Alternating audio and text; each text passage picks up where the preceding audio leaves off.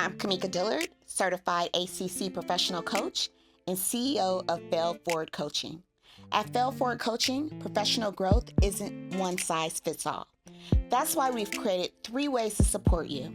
DOT for building clarity and direction, RISE for resilience and intentional action, and VISION for long-term strategy and leadership.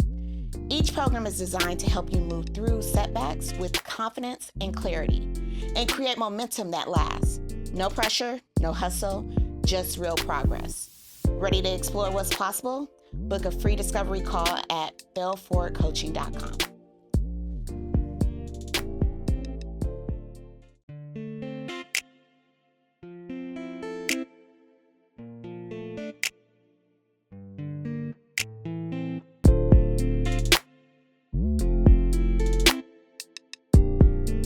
Welcome to the Black Women Will Save Black Women podcast, the podcast where we support, amplify, validate, and elevate Black women always. I'm your host, Kamika Dillard, and this is our sanctuary, a space built on the belief that when Black women show up for each other, we don't just survive, we save. This is more than a podcast. This is a movement, so let's get into it. So for this week's Fail Forward File, I almost slipped into an old pattern, y'all. I almost did it. I caught myself. So it is winter. This season has been full. Between me running 30-day test prep, Fail Forward Coaching, Black Women Will Save Black Women, my consulting firm, my plate is beyond loaded professionally, of course. And then before we even get to the rest of my life, my eldrin, i.e. my mom that I'm raising, who just requires a lot. I'm a sister, I'm an aunt, I have lots of friends, so I have a lot of roles that require my time, my energy, my patience, as well as my presence. And yet I caught myself doing the very thing that I always coach other women not to do, which is stretching myself thin because I wasn't honoring my own boundaries. Let me say this clearly, very clearly, y'all. Someone else's urgency does not equate to urgency for you. I am in a season of slowness. I've been telling everyone it is winter. Winter is not the time for us to be running at 1,000,000 miles an hour. Winter is truly meant for us to slow down, not to sprint. It is a time to rest, to move intentionally, to do less so that we can actually hear ourselves and reconnect with ourselves. And I realized that I wasn't honoring the season I claim to be in, which is winter, which is a slow season. So when I found myself doing this, I actually stopped. I paused. I recognized what I was doing, and I reassessed in that exact moment when I was like, oh, I'm trying to take too many episodes of the podcast at once. This person wants me to be here at this time. That person wants me to do all that. I actually stopped and I started declining. I started going back, telling people, no, I can't do it now. Let me go back and let you know when I can do it, when I will do it, et cetera, et cetera. I pushed back and I chose myself. And I want to encourage you to do the same. When you notice yourself doing the most for everyone else while abandoning the boundaries you set for yourself, pause. Remember what you promised yourself before you promise anything to anyone else. That's really failing forward. I caught it, I interrupted it, and I chose different. And that's this week's Fail Forward File, y'all. All right. So let's get into this week's guest. So today is an expert episode. We are bringing Dr. Asia King into the sanctuary. Dr. Asia King is a licensed professional clinical counselor and founder of Brave Defiance Consulting. She helps high-performing professionals who are burnt out and lonely reconnect with themselves and others without abandoning their ambition. She's also the creator of Lioness Den of Self-Love, a school, SKOOL community focused on rest, emotional honesty, and healing beyond survival mode.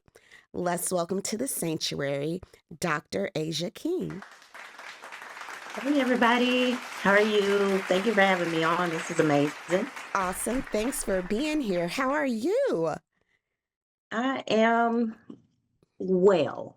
I'm staying away from I'm fine, I'm doing okay, and being more intentional about my responses. I am taking it slow and respecting and honoring what I need. So I'm doing well. I'm doing well. Very proud of myself. I love it. I wish that when people ask how you are doing, we are always just honest about how we are doing. Like, Yeah, why are we fronting and why are we being robotic with our answers? So even yeah. today, when I came into the studio and the producer asked me, "Well, how are you doing?" I'm like, "Not doing that great today. I'm Yep. Yep. not. Yep. I'm Yep. not." But And we're that's real. here, and that's fair. But at least let's That's real. acknowledge and call it what it is. So Exactly. awesome. So I was super excited, and I know everyone's like, you're always excited. I am always excited, but I was really excited after we had our intake call to really talk to you about what Black women are really experiencing around corporate burnout.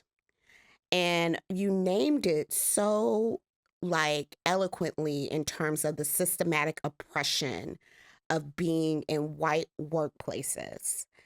And I want us to really kind of take some time to really deep dive and dissect that. Mhm. So tell me what you are seeing in terms of with Black women in this burnout, and what does it look like, and what's Yeah. really happening? Yeah. I mean, I have an array of clients that I see. And even my sorority sisters, my friends, who are running major organizations and stuff. And so it was one day when me and one of my friends, actually two of my friends, we went out to a sauna and cold plunge, Ooh, and which is amazing. I would encourage all of y'all to try it. I am not no cold girl, but it really did something. So, they got something going on. So we did that, and it was a Monday. And my friend, she said, look around. And we looked around, and there was nothing but white men, white women on a Monday, like noon. mm, She said, you don't see us here. She said, I want to get to the point where I can run around the lake at 11 o'clock in the morning, or I can come to the sauna and cold plunge at 2 o'clock in the afternoon. She said, we're home or in our offices, busting our asses when they've got this life that affords them to rest. She said, I want to get like that. And I was like, well, we kind of like that because we're here with them. that Said, part. so so let's not underestimate ourselves. But I got what she was saying, because when I'm working with my African American clients or my Black clients, period, the burnout in corporate world where it's predominantly white is you're doing good work, but a lot of times there's this dingling of the carrot depending on your role of the promise of more. You do more, and that whole narrative of we got to work twice as hard, that's a narrative that we've gotten stuck in that has killed us. Work twice as hard to be just as equal as our white counterparts, and it's not true, because no matter how hard you work, you're never considered equal. That part. It's so we're in this space of always trying to prove ourselves, never to finally we never get to the point of really being recognized for the work that we do. And yeah, some folks do. So this isn't for everybody who out there listening and saying, well, I got to where I am. Yeah, all right, I hear you. But for our people, a lot of our folks are overworking themselves, overextending themselves, missing time with family, missing time with themselves, going in this loop of feeling like they're crazy. We go often of like those. I know you said you don't like microaggressions because they're loud aggressions, but we call them microaggressions because it's the stuff that you can't really report to HR. Hmm. It's hard to pinpoint, you know, they stop talking to you. They stop talking when you enter the conference room. Who are you going to tell that to, right? And so you're trying to make sense of a world that doesn't make sense while still keeping it together to hold your position, make your money, and still run your household. Whereas, I get my white clients, and I mean, they're being offered opportunity, opportunity, opportunity, opportunity. And I'm hearing about the resources. They got cabins and lakefronts and it's very different. It's very different from my Black, brown, and indigenous brothers and sisters when it comes to working in corporate America versus my white clients. So yeah. So I'm looking and I'm starting to get clients, and actually prior to our call, I'm coaching. I'm working with someone who got laid off, and Mm-hmm, she's having such a hard time with disconnecting her worth to her productivity. mm-hmm, So even, with me saying, hey, this is a time to rest, I think we're up to 1 million Black women who have been laid off since this administration has come in. And hearing all the stories, collectively, we're all tired. We're exhausted. We've been mm-hmm, performing. We've been overperforming. We've been trying to do all the right things. And yet we still can't take take a look at what has happened to us, which has been systemic. We have to acknowledge that it is not accidental that all these Black women have lost their jobs, yet mm-hmm. we aren't finding the peace that we need during this time to rest, reset, so that we can figure out what the next move is. Where do you think this whole our inability to rest and relax even post a trauma comes from? Mm-hmm. And that's good. Because when you talk about rest and relax, well, what does that look like? Hmm. Well, what am I supposed to do? Sit in the bed all day? I, What? I don't know. I mean, the advice that I'm giving is right. What would it look like? I ask this question a lot. What would it look like if you had unlimited resources, no worries in the world? What would you do? Mhm, mhm, mhm. And that's a good question. And far too long we've been conditioned, like, work and then you get your paid, what's that, paid time off, Yes. right? Mm-hmm. So you work to get these hours and then we vacation and then we break. So it's like if I have unlimited resources, I even find that folks have a hard time dreaming and imagining, because you get so used of the rigmarole and the routine of clocking into work. And so that is a great question. But I think for us, it's like we don't. It doesn't feel like there's room to dream. Mm. Dreaming doesn't feel safe. It doesn't feel real. Like, yeah, I got unlimited resources, but is that my reality? And so here I am, then got laid off. I had one particular woman got laid off and has been laid off for over a year from the government. Soon as the administration came in, chopped. And so she's trying to figure out, well, how do I reposition myself? And then don't be an older woman, Mm. right? So it's hard for folks to just hard for us to really imagine, and the fear of slowing down. The fear of slowing down looks like, am I going to lose my momentum? Will I lose my edge of being in the know? Some people can't, some people sitting feels actually more dangerous and more traumatic than doing something, because when you sit and you rest, all the thoughts flood, all the things come in. Some people use work as a form of distraction. And we're taking for granted that it's just that person. So imagine, you lose your job, you're trying to rest and slow down, you still got a husband that ain't well, Mm. a mother-in-law or a mother that you got to work with, kids, health.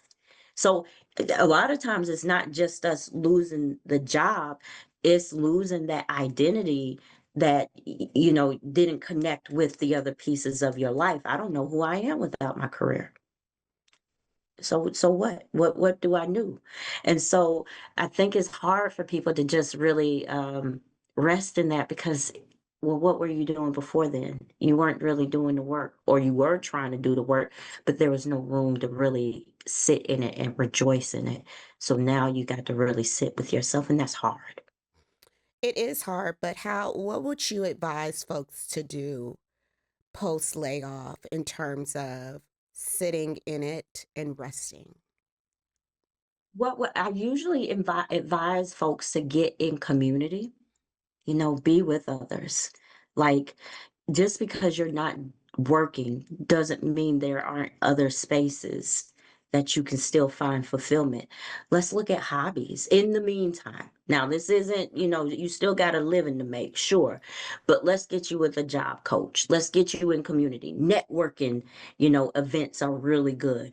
They have a networking group called B3 up here in Minnesota, where I'm located, and it is Black ran by LeBrent Speed, and he is very intentional about this. Isn't a place because you go to networking events and folks give out cards and get with me, and nobody ever gets with you for real. So LeBrent Speed basically says that if you're going to network, you need to make sure that you're not coming and taking. You need to also be giving. So I've been referring people, to LeBrent, but I'm telling folks that no matter where you are in your career phase, make sure you're holding community.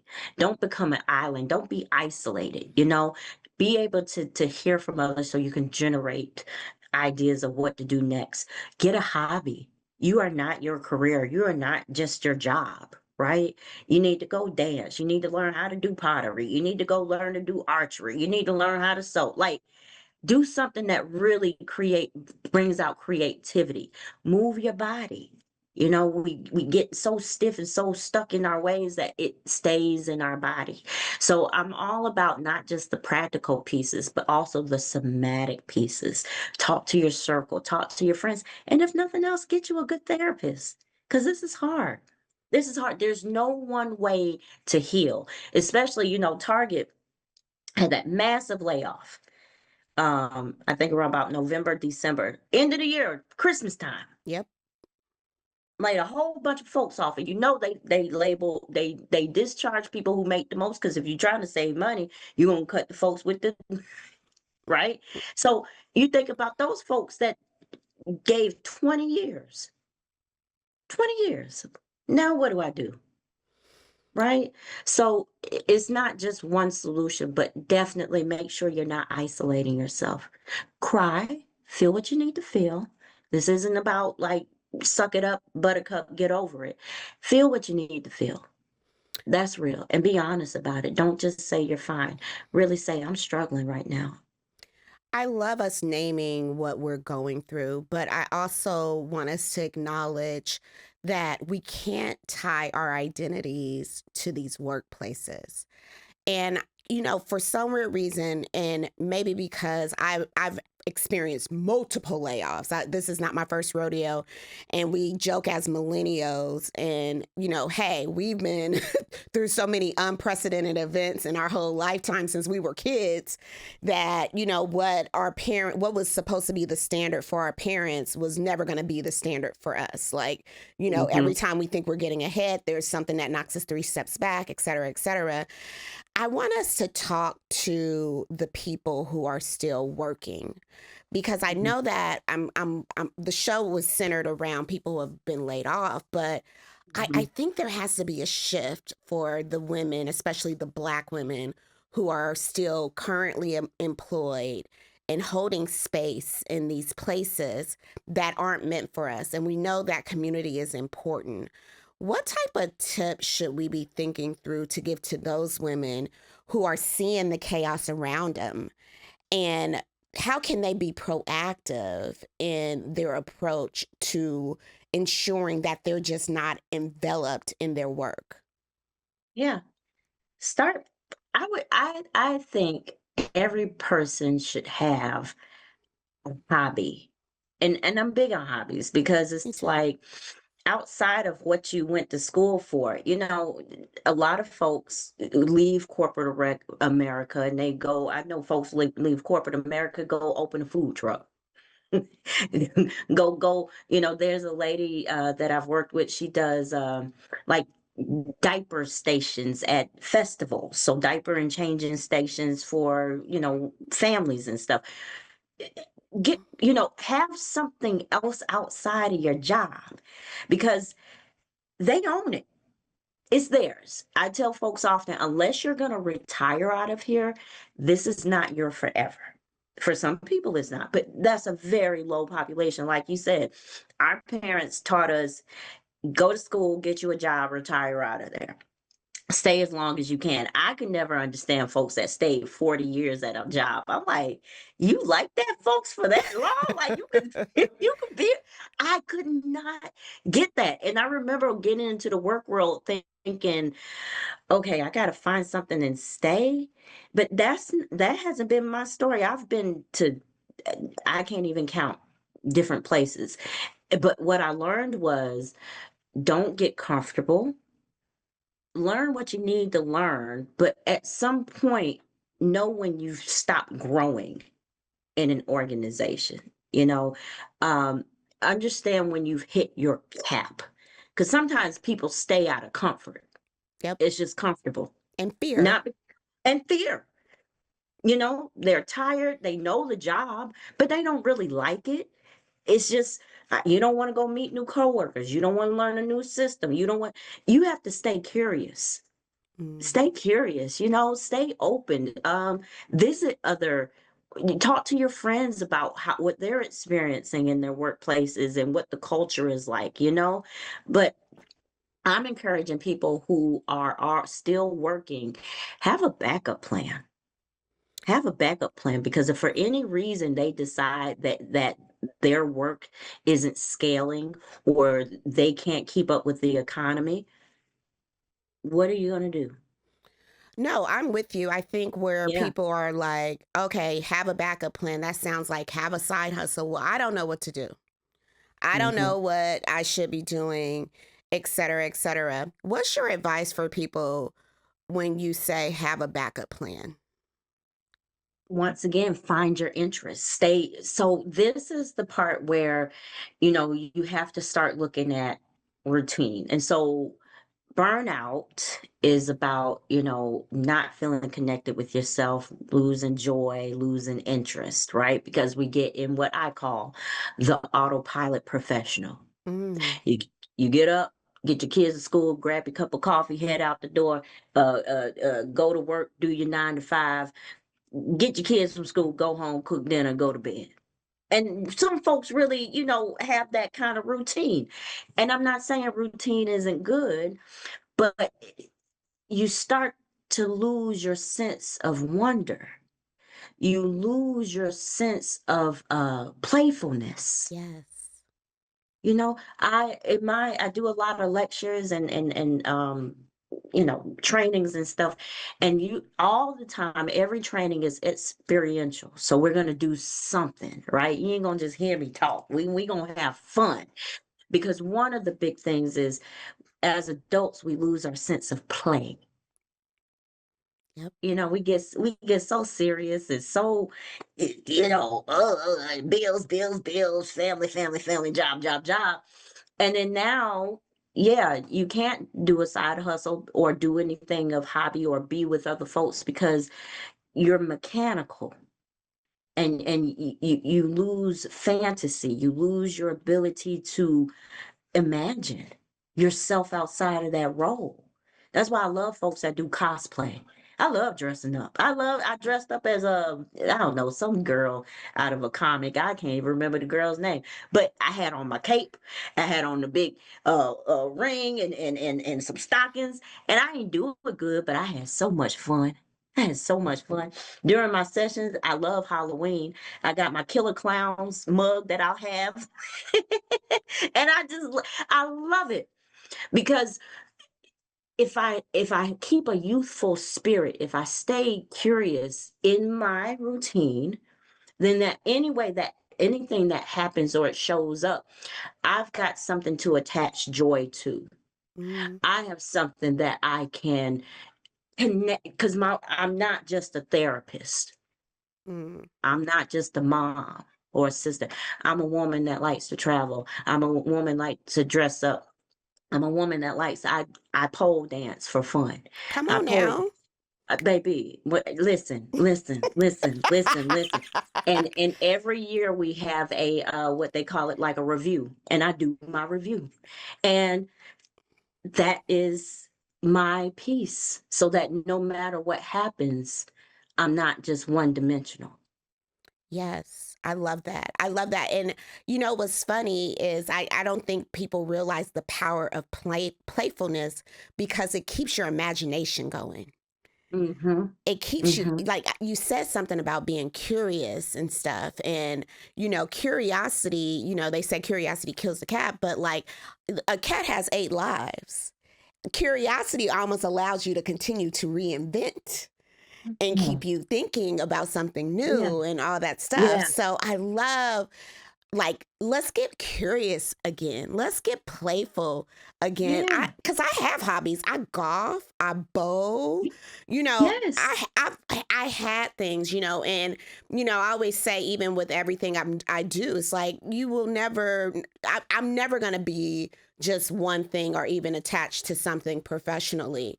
And maybe that's why I'm having a better, maybe, I don't want to say like I'm better dealing because I did roll around on the ground for 60 days. I mourned losing my job, but I'm also Mm-hmm. recognizing that I'm not just Kamika professional. Like I started at at the top of the episode. I'm a mom. I mean, I'm not a mom. I'm an aunt. I'm a sister. I take care of my Mm-hmm. mom. I'm a daughter. I'm a friend. I'm a soror. Like I have all Mm-hmm. these things that like encompasses who I am. And I want that for more Black women. We are not just what we produce. No, I get so tired of going. When I when I finally mingle, I hate being in stiff places. I hate wearing suits. I hate going, oh, I'm Asia, I'm Dr. King. No. And my friends will be like, this is Dr. King. I'm like, stop. I'm Asia to y'all. I'm Dr. King to the rest of the world. Like, stop it, like, stop it. And I hate being stiff, but when I got to, you always deal with the same conversations of like, hey, how you doing, what's going on with you? And when you ask people what they're doing, they always like to tell you their agenda of their job and their work, and oh, I'm so busy. And you don't get to know folks on a personal level because we hide behind this wall of busyness and professionalism and my title. I don't even like to tell folks I'm a whole psychologist because, first of all, they like to think I'm psychic. I don't know why folks think they can you read my mind? I'm like, what the hell? Like, yo, I'm not psychic. Or if you talk to folks, they think you're analyzing them. And I'm like, look, you ain't paid me enough to try to figure out your trauma. I already can do it. Listen, but we have to your job, your career, what you've worked for, it carries, and so for some folks it really carries meaning, especially if you're first generation anything, right? First generation in college, first generation out your neighborhood, first generation. And so we're not saying back up from that, but we're saying, there's so many more parts to you, So many you more. know? There's so many more parts. I just found out that there's a whole community of therapists that do dominatrix work and sex work. And that ain't my jam. But more power to you. And more power to you. We're having a Right? sex expert come on very soon to talk I about love that. it. Yes. Yes, because everybody acts so stiff around all these topics, and we're human. There's not one person I haven't met that isn't dealing with the human experience in one way or another. I'm very honest. Like, we are sexual, we are heathens, we are great, we are horrible, all in one mix. I know somewhere in the world I am somebody's hero and I am somebody's villain. Oh, well, you Well, know? well, you bring up being human, and I think, you know, with everything that's happening with in America, well, not even just America, I think in the Mm, world in general, because I talk to a lot of women all over the world. They dehumanize us. We've mhm. been dehumanized. We have been relegated to just being a number. We're not supposed to feel. We don't, you know, they don't believe our pain thresholds, like all this Mhm. stuff. What can we do as a community, knowing that hey, we're not being treated as humans? How can we remind ourselves that we are human? Hmm. Stop using them as a threshold of acceptance. Uh oh, go a little deeper, Asia. Go a little Just deeper now. stop using them as a threshold. What they say, white is right. Mm, Like we use them as the marker of success. It's always that comparison. Well, white folks do it. If white folks can do it, I can do it. It's like, no, like they are not the marker of success. So if you don't meet the marker, then something is wrong with you. We are our own marker of success. Stop looking to them. That's one thing I love about cultures that really honor their culture. They look within themselves. I don't know if I mean, we have all sorts of black heroes, right? All sorts of black heroes. But we got our go-to heroes, Malcolm, Martin, name them, Rosa Parks. We got our go-to folks. But what about the heroes in our own community? mm. How do we lift them up? Where do we honor the grandmas that still watch out for folks coming home from school? I grew up in the time when we had a candy man in the neighborhood. Ain't no more candy man. Oh, R.I.P. Mr. Holly. He was our candy man. Yeah, my candy man was right around the corner. I used to take my grandma's quarters, jump the fence, and go get Reese's cups because he sold a full time size one. I jumped the fence again, be in the back room eating candy, watching Darkwing Duck, right?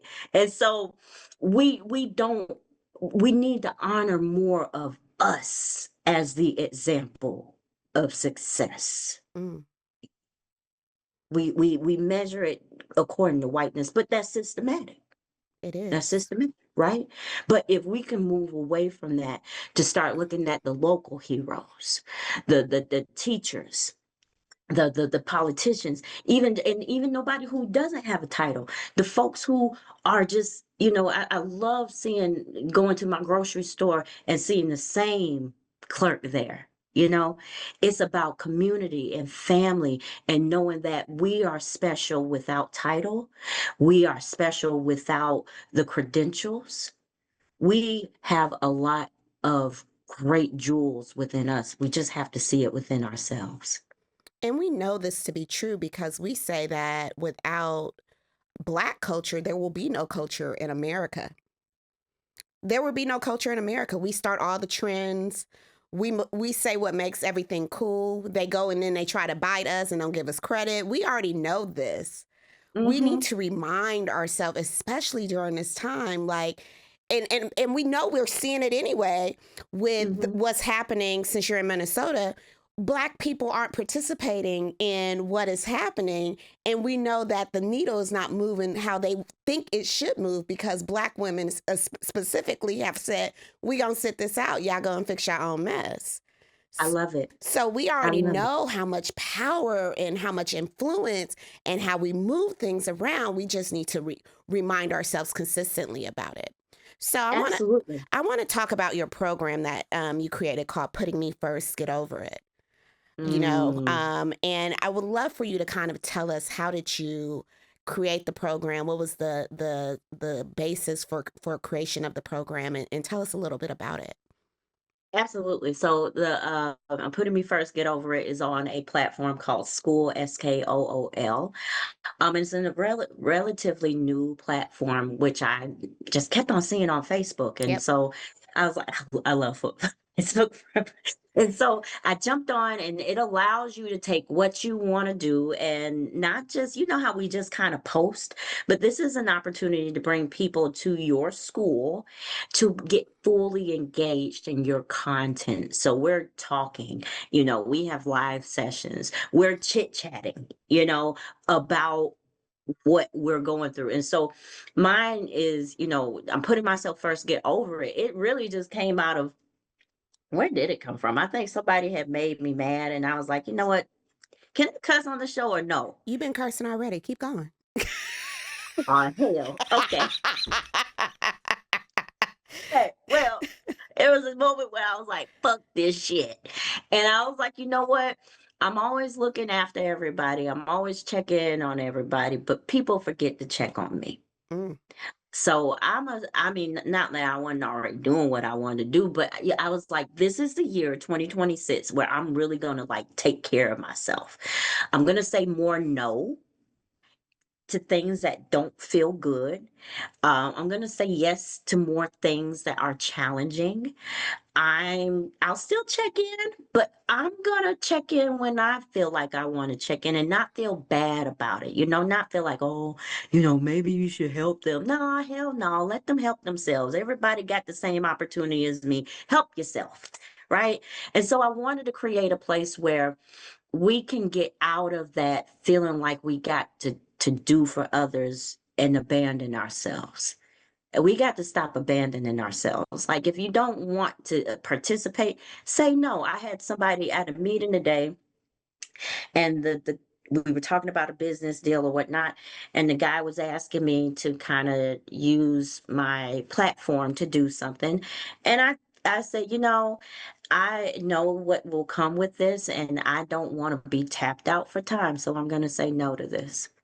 And a lot of times we don't say no because we're afraid of how people are going to feel or how they're going to react. I was already like, get over it. You know, it'll be okay. The world ain't gonna fall apart.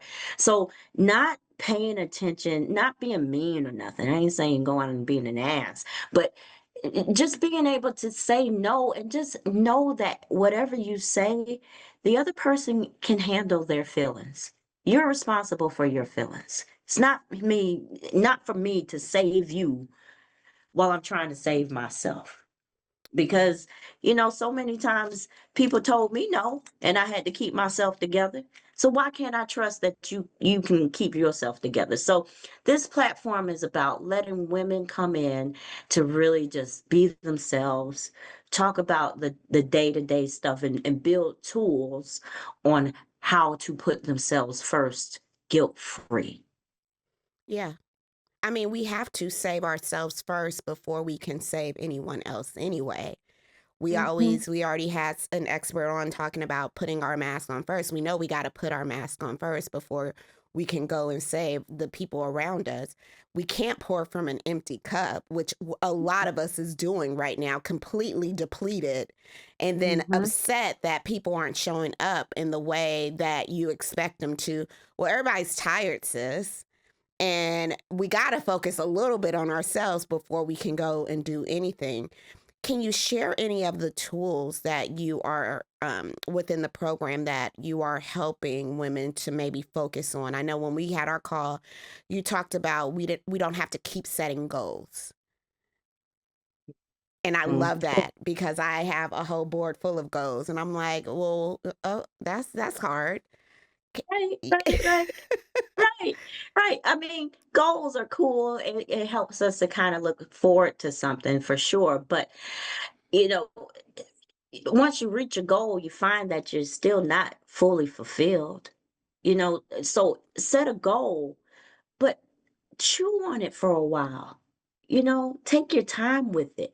A lot of times we want instant gratification because we watching folks get millions of followers, or Mm, this person uh got folks coming to their restaurant or whatever you're trying to do, and you don't know the behind the scenes of what that person had to do. So then you get frustrated with yourself because you don't feel like you're moving as fast. mm, And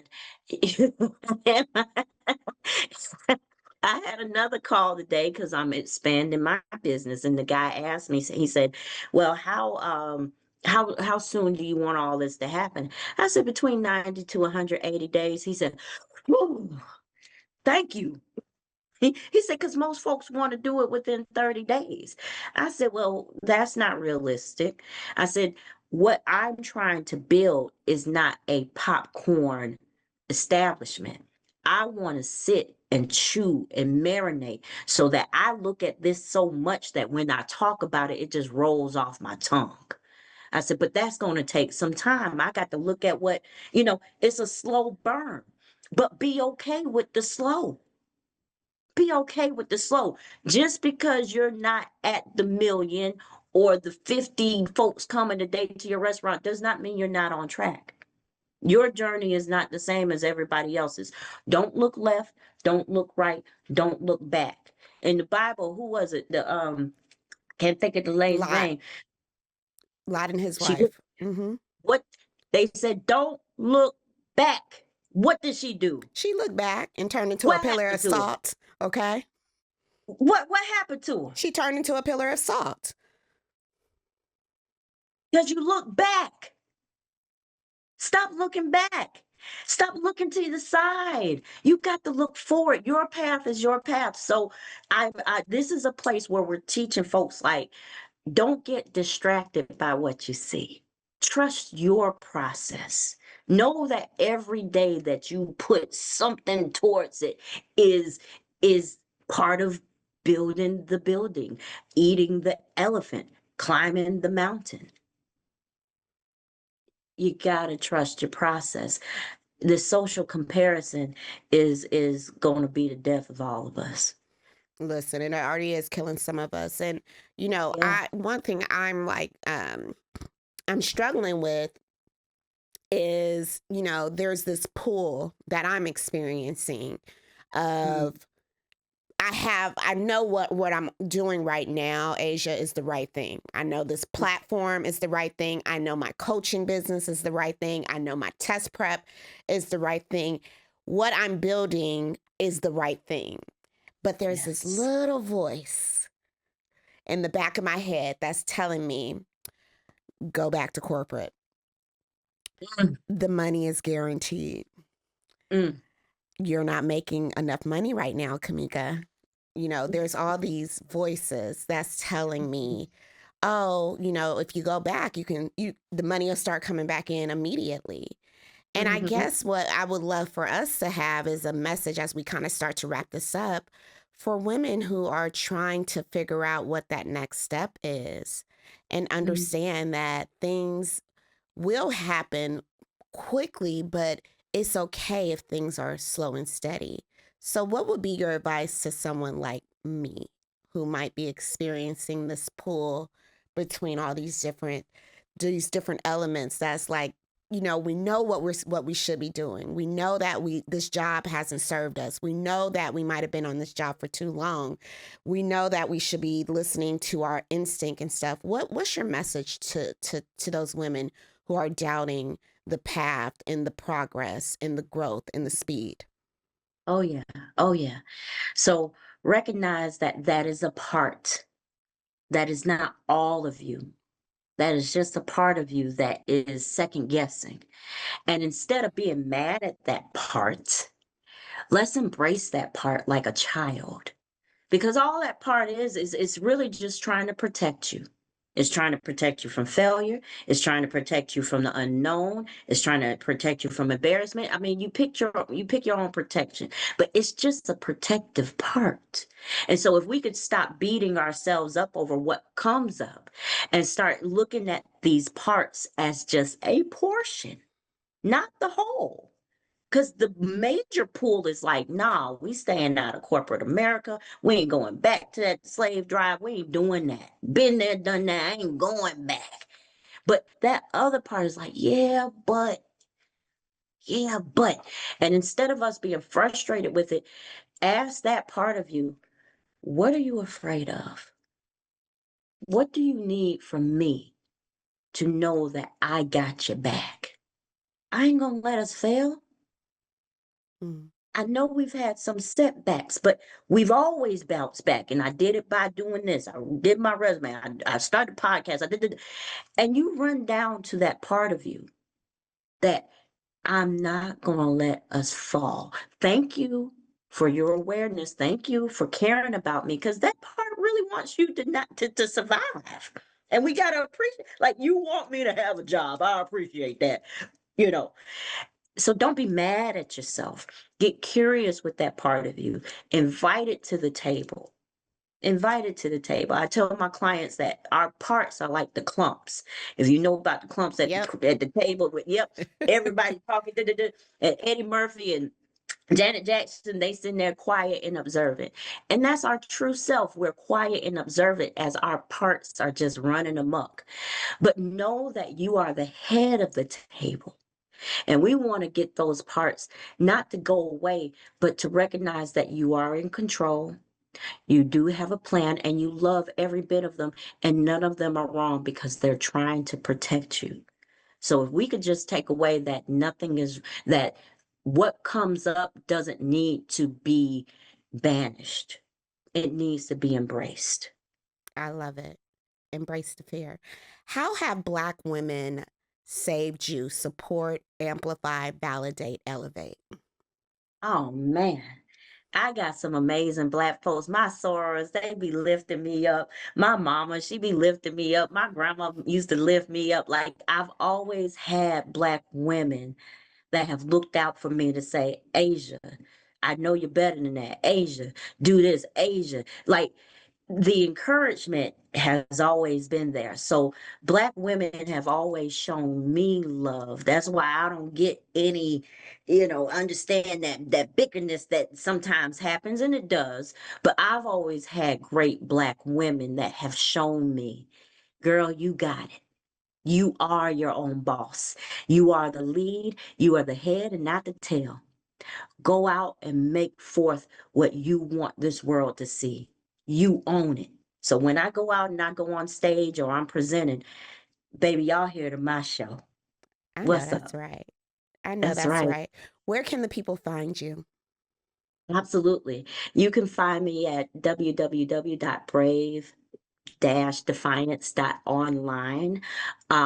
You can, that is my website where if you want to get sessions or coaching. So if anybody's listening to this and you're out of state, I don't just do therapy, I also do transformation coaching. So if you like what you heard today, there's more where that comes from. You can find me on the school platform. Just put in Dr. Asia King, the Lioness Den.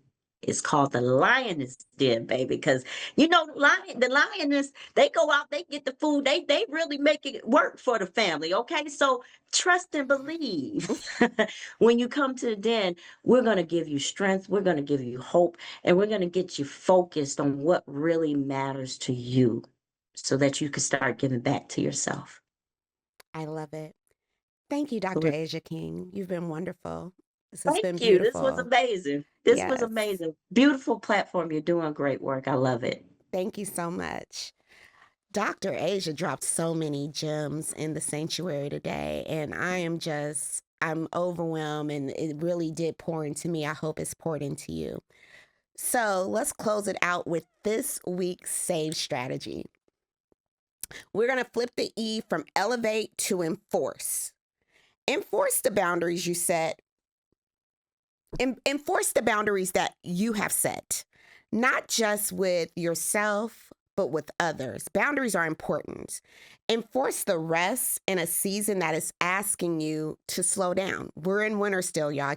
I keep going back. Enforce your no even when someone else's request is urgent, because someone else's urgency does not require urgency from you. If you find yourself doing the most for everyone else while quietly abandoning yourself, please pause. Check the season that you're in. Remember what you promised yourself before you promised anything to anyone else. Enforcement isn't harsh, it's honest. It's how we protect our energy, our capacity, and our future self. So this week, I invite you to enforce what matters: your boundaries, your pace, and your peace. And that is this week's SAVE strategy. As always, like, subscribe, follow Black Women Will Save Black Women wherever you get your podcasts. Follow Black Women Will Save on all social media platforms. Follow me, Kamika T. Dillard on Instagram, Miss KT Dillard on TikTok. I'm on the Clock app, y'all, and it's gotten me a little bit addictive. As always, support, amplify, validate, elevate. That's how we save each other. And never forget that Black women will save Black women. I'm your host, Kamika Dillard. Have a good day.